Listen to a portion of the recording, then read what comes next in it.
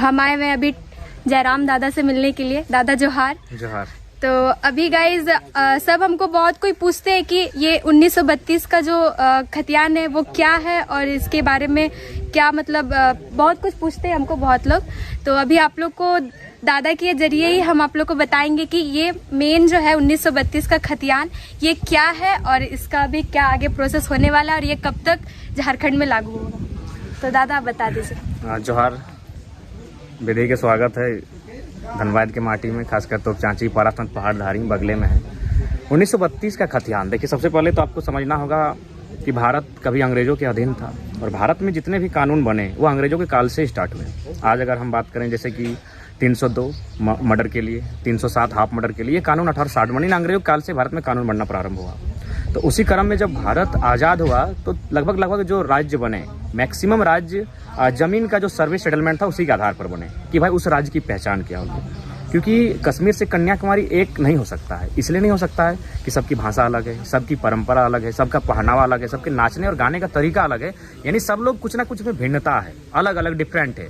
लेकिन उसके बावजूद भारत को एक करना था तो सबको अपना अपना अधिकार देना था। तो ठीक उसी प्रकार गुजरात गुजराती के लिए बना, महाराष्ट्र मराठी के लिए बना, तमिलनाडु तमिलों के लिए बना। तो उसी क्रम में जो बिहार राज्य से झारखंड को अलग किया गया था और अलग करने का आधार ही था यहाँ की अलग पहचान, भाषा के आधार पर, संस्कृति के आधार पर, भौगोलिक स्थिति के आधार पर और कुछ आर्थिक पिछड़ापन के आधार पर। अब रह गई बात 1932 के खतियान की। तो जैसे कि कोई भी राज्य अगर बनता है तो उस राज्य में पहला अधिकार उस राज्य के लोगों को होता है। यदि वह राज्य अगर कोई कानून नहीं बनाएगा, मान के चलिए अगर बंगाल राज्य है और बंगाल यदि आधार नहीं करता कि भाई बंगाली कौन है, अगर सब लोग बंगाली मान लिए जाएंगे तो भारत की आबादी अब 1.25 अरब के आसपास है। तो 1.25 अरब आबादी अगर बंगाल शिफ्ट कर जाती है तो बंगाल ब्लास्ट हो जाएगा, जनसंख्या ब्लास्ट हो जाएगा। या फिर मुंबई, क्योंकि सबका ख्वाब होता है मुंबई जाना, तो अगर उतनी बड़ी आबादी मुंबई चली जाएगी और वहाँ उसको अधिकार पाने लगेगी तो क्या होगा, महाराष्ट्र ब्लास्ट हो जाएगा। यानी उस राज्य को अगर सुरक्षा देना है तो उस राज्य के लिए नियम बनाना होगा ताकि बाहर के लोग आए भी तो नियमतः आए, बोल के आए, नियम से आए। जिस प्रकार अगर साफ शब्दों में कहें तो हम लोग जो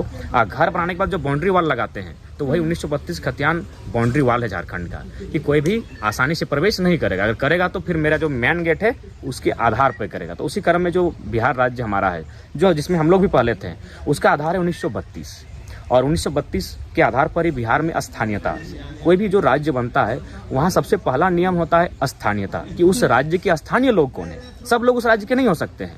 भारत देश एक नागरिकता की बात करता है, एक हम इंडियन है, लेकिन राज्य भी हमारा एक ही हो सकता है। दो राज्य में हमारी पहचान नहीं हो सकती है। हम भारतीय हैं और उसके साथ साथ अपना एक राज्य का हो सकते हैं। हम भारतीय के साथ साथ हम बिहारी हो सकते हैं, हम बंगाली हो सकते हैं, हम गुजराती हो सकते हैं, मराठी हो सकते हैं, लेकिन हम भारतीय के साथ साथ गुजराती मराठी ये नहीं हो सकते हैं। तो ठीक उसी प्रकार एक राज्य को दूसरे राज्यों से सुरक्षित रखने के लिए वो राज्य अपने लिए नियम बनाता है कि अन्य राज्यों के लोग आसानी से मेरे राज्य में प्रवेश ना करें, अगर करे तो उसके लिए कुछ क्राइटेरिया है, कुछ नियम है। तो ठीक उसी प्रकार बिहार में 1932 के खतियान के आधार पर स्थानीय नीति है। कोई भी राज्य पहला नियम जो बनाता है उसे स्थानीय नीति कहते हैं। फिर शिक्षा नीति है, नियोजन नीति है, खनन नीति है, उद्योग नीति है, कृषि नीति है, विस्थापन नीति, बहुत सारी नीतियां हैं, लेकिन पहली नीति होती है स्थानीय नीति, कि भाई यहाँ के स्थानीय कौन है, इस राज्य के मूलवासी कौन है। तो उसी क्रम में बिहार है 1932 के आधार पर। हम आपको छोटा सा उदाहरण देना चाहेंगे। यदि हम किसी लकड़ी को दो भाग में काटते हैं तो लकड़ी भले दो पार्ट में बन जाएगी, लेकिन क्या होगा, दोनों का प्रकृति एक ही रहेगा, दोनों का रंग रहेगा, दोनों का रूप अलग एक ही रहेगा, अलग नहीं होगा। तो ठीक उसी प्रकार अगर बिहार में 32 है तो झारखंड में 32 मान्य होना चाहिए, क्योंकि हम बिहार से ही कट के बने हैं। अब बहुत सारे लोग ये तर्क देते हैं कि भाई उस समय भारत आज़ाद नहीं था 32 में, तो उस नियम को क्यों। तो उनको हम यही तर्क देना चाहेंगे, जो हमारा भारतीय संविधान है वो भारत सरकार अधिनियम 1935 का प्रारूप है। 1935 में जो भारत सरकार अधिनियम बना था उस समय भारत गुलाम था, तो वो कानून यदि चल सकता है तो फिर 32 क्यों नहीं चलेगा। उतना तो छोड़िए, 1908 में हमारे पास CNT कानून है, छोटा नागपुर टेनेंसी एक्ट, और उसकी कुछ धाराएं अनुसूची 9 में यानी भारतीय संविधान में शामिल है, वो चल ही रही है जो 1908 की है। जब 1908 की कानून चल सकती है तो 1932 क्यों नहीं। तो ये लॉजिकली हमारे साथ है और हम लोग नहीं, पूरा अन्य राज्यों के जो पढ़े लिखे लोग हैं वो हमारे समर्थन में है और वे भी लगातार हमें कह रहे हैं कि नहीं ठीक, आपकी लड़ाई सही है, क्योंकि झारखंड बना ही इसीलिए। उस दिन हमारे कुछ दिन पहले एक बंगाल के मित्र मिले और बिहार के मिले, उन्होंने स्पष्ट कहा कि हम बिहारी हैं दादा, हम बंगाली हैं, लेकिन आपकी लड़ाई में साथ हैं, क्योंकि हम लोग भी जानते हैं झारखंड इसीलिए काट के अलग बना है। अगर फिर बाहर के लोग यहाँ अफसर बनेंगे, बाहर के लोग यहाँ प्रोफेसर बनेंगे, बाहर के लोग ही मास्टर बनेंगे, तो फिर यहाँ के लोग क्यों राज्य बना है। तो इसलिए 1932 के खतियान के आधार पर लोग स्थानीयता इसलिए मांग रहे हैं कि उस समय जो जमीन का हमारा सर्वे सेटलमेंट था, जमीन का जो सर्वे किया गया था, कडस्ट्रल सर्वे, वो 1932 में पूर्णतः वैज्ञानिक आधार पे हुआ था। इसीलिए राज्य की भावना है 1932 के आधार पर। कहीं कहीं लोग कहते हैं कि नहीं हुआ था, तो उसके लिए आपको मैं उदाहरण देना चाहूँगा। जैसे सीआरपीएफ का जॉब है, 4 दोस्त मेरे हैं, एक ही दिन उनका ज्वाइनिंग हुआ, लेकिन सबका अलग अलग पेमेंट आता है। क्यों? क्षेत्र के आधार पर। तो इस प्रकार अगर आप चाहें कहीं 32, कहीं अगर वहाँ नहीं है तो वहाँ 64 या फिर ग्राम सभा के माध्यम से स्थानीयता आपको तय करनी होगी। और आज जितने भी राज्य बने हैं वे कहीं ना कहीं अपने राज्य के निवासियों के लिए पैमाना रखते हैं। आप गुजरात जाएं तो आपको गुजराती भाषा का ज्ञान होना चाहिए, तभी आप जाके वहाँ के नौकरियों में दावा करेंगे।